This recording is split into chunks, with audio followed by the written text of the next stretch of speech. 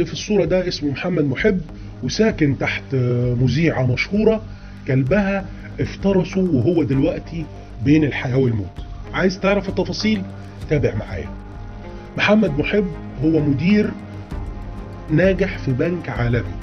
حظه الوحش انه كان ساكن تحت مذيعة مشهورة بتعمل برنامج طبخ في احد القنوات الفضائية. المذيعة المشهورة عندها كلب بيتبول ضخم وناس كتيرة بتحذر من تربيته. رغم ان محمد محب بيحب الحيوانات جدا وبيعرف يتعامل معاهم، الا ان الكلب ده كان شرس ودايما بيحاول يهجم على محمد محب اكتر من مرة. في يوم من الايام وتحديدا يوم الأحد اللي فات، قرر محمد محب انه يخبط على باب المذيعة المشهورة علشان يقول لها لو سمحتي حاولوا تحسنوا سلوكيات الكلب بتاعكم علشان بيهجم عليا كل شوية. خبط محمد